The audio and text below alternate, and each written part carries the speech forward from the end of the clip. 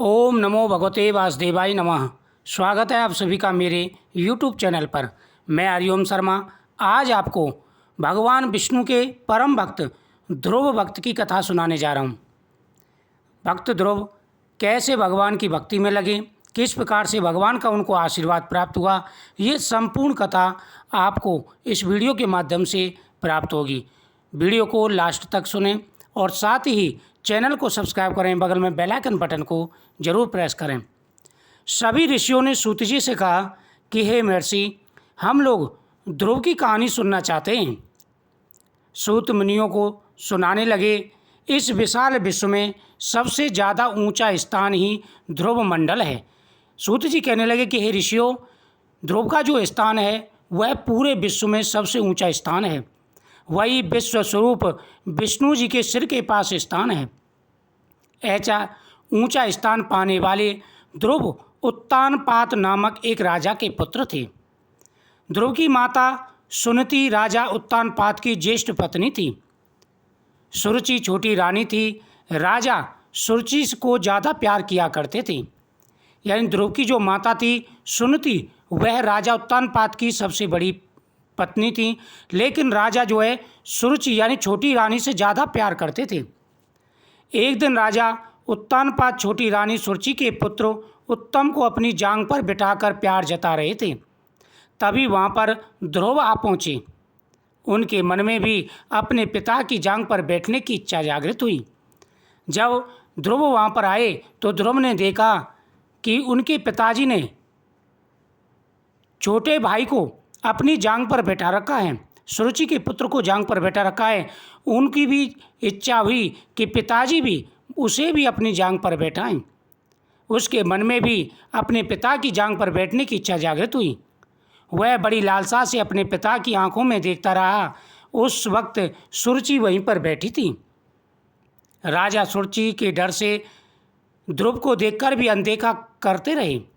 ध्रुव ने सोचा था उसके पिता उसको भी अपने छोटे भाई के जैसे अपनी जांग पर बैठाएंगे, पर ऐसा ना होते देख उसे रोना आया। उसके गालों पर आंसू मोती जैसे चमकने लगे। राजा को पता था कि ध्रुव क्या चाहते हैं, लेकिन सुरुचि की डर की वजह से राजा ने उसको अनदेखा कर दिया। यह देख करके ध्रुव की आंखों में आंसू आ गए। ध्रुव की हालत देख सुरुचि खिलखिलाकर हंस पड़ी और बोली, अरे बदकिस्मत के बच्चे, चाहे तुम जिंदगी भर तपस्या क्यों ना करो, मेरे पुत्र के समान तुम्हें अपने पिता की जांग पर बैठने का भाग्य कभी प्राप्त नहीं होगा।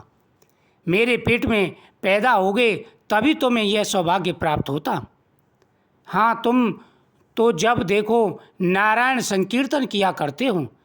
जब ध्रुव को देखा तो सुरुचि बोली कि तुम बदकिस्मत हो, तुम्हें ऐसा सौभाग्य कभी नहीं मिलेगा जैसा तुम्हारे छोटे भाई को मिल रहा है। अगर तुम मेरी गोद से उत्पन्न होते तो तुम्हें यह भाग्य अवश्य मिलता।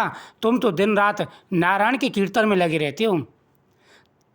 अब तपस्या करके उसी नारायण से जाकर पूछो, कहीं भी तुमको ऐसा सौभाग्य प्रदान कर सकते हैं या नहीं। यों सुनीति ने ध्रुव का मजाक उड़ाया।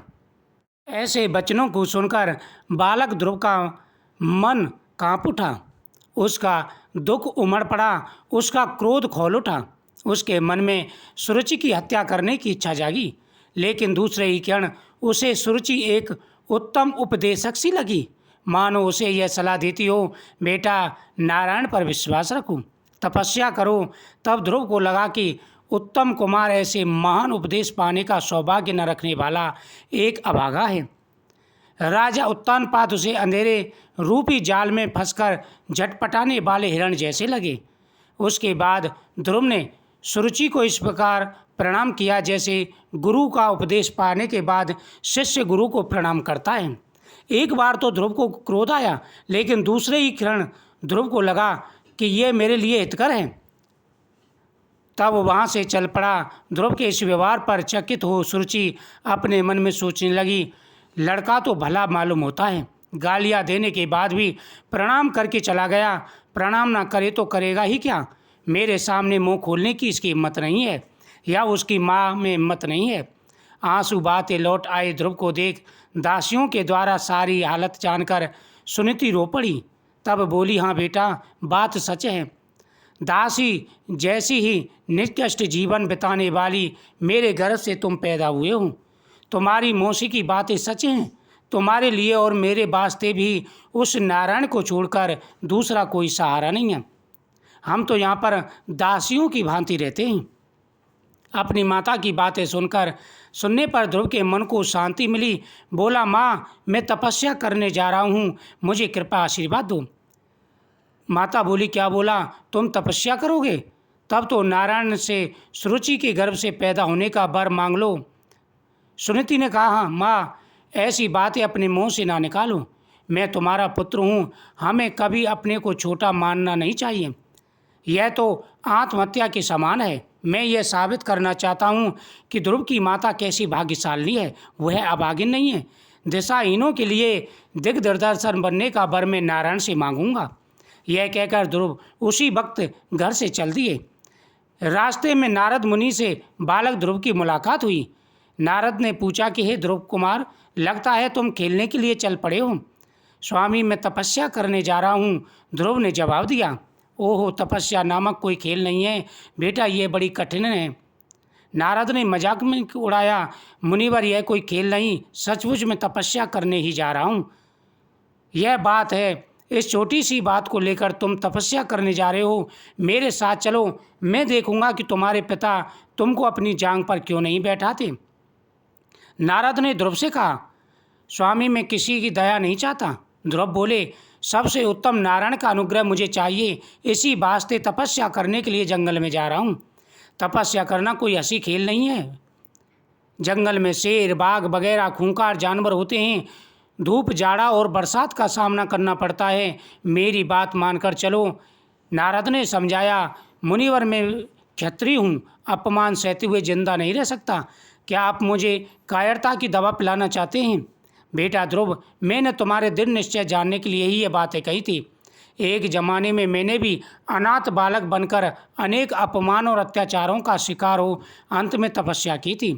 तुम मधुबन में जाकर ओम नमो नारायणाय मंत्र का जाप करो, तपस्या करो। मैं तुमको आशीर्वाद देता हूँ, अपने कार्य में तुम्हें सफलता अवश्य मिलेगी। नारद ने इस प्रकार से ध्रुव को समझाया। ये बातें सुन मुनि के मुँह से सुनकर मुनियों ने पूछा कि मुनीन्द्र, नारद ने अपमान और अत्याचार का सामना कैसे किया? नारद का वृत्तांत सुनने का हमारा मन कर रहा है। देव ऋषि नारद का उपदेश पाकर ध्रुव मधुवन में ओम नमो नारायणाय नमः मंत्र का जाप करने लगे। जमुना नदी उस मंत्र में श्रुति मिला रही थी। ध्रुव की तपस्या से तीनों लोग कांपने लगे। कोई यदि कहीं तपस्या करता हो तो इंद्र यह सोचकर डरते हैं कहीं वह तप करके उनकी पद को न छीन ले। इस डर से उनके तप में विघ्न डालने के लिए वे भयंकर इंद्रजाल रचने लगे। इसी प्रकार इंद्र ने अपने वज्रायुध को हिलाकर आंधी, तूफान और बिजली गिराकर भयंकर उत्पात मचाए, पर ध्रुव थोड़े भी विचलित नहीं हुए। इस पर इंद्र ने पत्थरों की वर्षा की, मगर ध्रुव के सर पर घूमते हुए विष्णु चक्र ने उन पत्थरों को फेंक दिया। उस समय नारद ने जाकर इंद्र को समझाया, आपने ध्रुव को साधारण बालक मात्र समझा है, आप उनका कुछ भी बिगाड़ नहीं सकते, आपको व्यर्थ में अपमानित होना पड़ेगा। इंद्रपद ध्रुव के लिए घास के तिनके के समान है। अंत में ध्रुव की तपस्या पर प्रसन्न हो विष्णु भगवान प्रत्यक्ष हुए। ध्रुव विष्णु के पैरों से लिपटकर अपार आनंद के मारे मूक रह गए। वे अपने मन में सोचने लगे, भगवान, मैं पूर्ण हृदय से आपकी स्तुति करना चाहता हूँ, लेकिन मैं एक छोटा बालक हूँ, आपकी स्तुति करने के लिए मेरे पास शब्द नहीं है। इस पर विष्णु जी ने अपने शंख को ध्रुव के गले पर छुआ दिया। दूसरे ही क्षण वेदों के तत्वों से भरे स्रोत पाठ सामगन के रूप में ध्रुव के मुँह से निकलने लगे। विष्णु ने मंदहास करते हुए पूछा, ध्रुव, मांग लो, तुमको क्या चाहिए? ध्रुव भक्ति पूर्वक बोले कि हे परम पुरुष, जैसे बोरा कमल से हमेशा लगा रहता है, वैसे ही सदा आपके मधुर मंदहास वाले मुख पद को देखते रहने की मेरी इच्छा है। इससे बढ़कर मुझे कुछ नहीं चाहिए।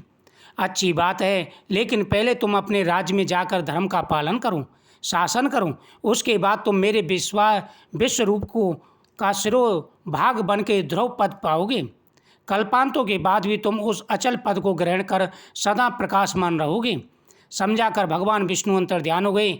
इसलिए ध्रुव को अनुग्रह प्रदान करने वाले विष्णु जी का अवतरण ध्रुव नारायण अवतार कहा जाता है।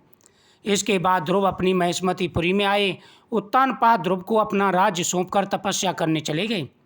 उत्तम कुमार का अभी विवाह नहीं हुआ था। राजधर्म के अनुसार जंगली जानवरों से जनता की रक्षा करने के लिए वह शिकार खेलने गया। हिमालय के पहाड़ों जंगलों में दुष्ट यक्षों ने उस पर हमला करके उसको मार डाला।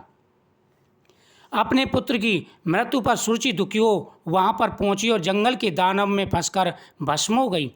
ध्रुव ने यक्षों का नाश करने के लिए यज्ञ नगर अलकापुरी को घेर लिया। मायावी यक्षों ने अपनी ध्रुव माया का उन पर प्रयोग किया। ध्रुव ने नारायण अस्त्र के द्वारा माया को विफल कर उनको हरा दिया। यक्षराज कुबेर ध्रुव की शरण में आए। उसने मैत्री करके उनको सब संपत्ति देकर उनको वापस भेजा। ध्रुव के कई पुत्र हुए। उन्होंने अनेकों वर्षों तक आदर्श शासन द्वारा स्वयंवक मनु वंश को यश प्रदान किया। अनेक वर्षों तक सब शासन करने के बाद ध्रुव ने अपने ज्येष्ठ पुत्र का राज्य अभिषेक किया और फिर बद्री का आश्रम चले गए। वहाँ पर भगवान विष्णु का ध्यान करते हुए वह शरीर को पधार गए। भगवान विष्णु के आदेश पर उनके सेवक एक विमान ले आए। वे लोग भी देखने में विष्णु के समान थे और उनके 4 हाथ थे। ध्रुव उन दूतों से बोले, मेरी माताजी के लिए जो पद प्राप्त नहीं उसकी मुझे भी जरूरत नहीं। इस पर विष्णु के दूतों ने उसके आगे एक दिव्य विमान में जाने वाली सुनीति को दिखाया। इसे देख ध्रुव प्रसन्न उठे। वे विमान पर सवार हो ग्रह मंडल नक्षत्र और सप्तऋषि मंडल को पार कर ध्रुव पद पर पहुँचे। ध्रुव मंडल को विष्णु पद भी कहते हैं। विष्णु जी का निवास बैकुंठ भी है और ध्रुवलोक भी है। ध्रुव देती में गोलोक होता है। गोलोक में विष्णु जी प्रगट स्वरूपिणी राधा देवी के साथ वेणुगान करते हैं और गोलोक के पास ही ध्रुवलोक है, जहाँ पर ध्रुव अपनी माता के साथ में सदा ही विराजमान रहते हैं। इस प्रकार से भगवान विष्णु ने ध्रुव को वो उच्च पद प्रदान किया जिस पद को सप्तऋषि का कोई भी भक्त नहीं पा सकता। भगवान की भक्ति का यही प्रभाव होता है। जो सच्चे मन से भगवान विष्णु की भक्ति करते हैं या अपने इष्ट देव की भक्ति करते हैं, भगवान उनकी सभी मनोकामनाएं पूरी करते हैं। इस कथा को प्रतिदिन श्रवण करने से हर प्रकार के मनोरथ पूरे हो जाते हैं। भगवान विष्णु का आशीर्वाद प्राप्त होता है। जीवन में आ रहे सारे दुख और कष्ट दूर हो जाते हैं। आषाढ़ मास में प्रतिदिन इस कथा का श्रवण करना चाहिए।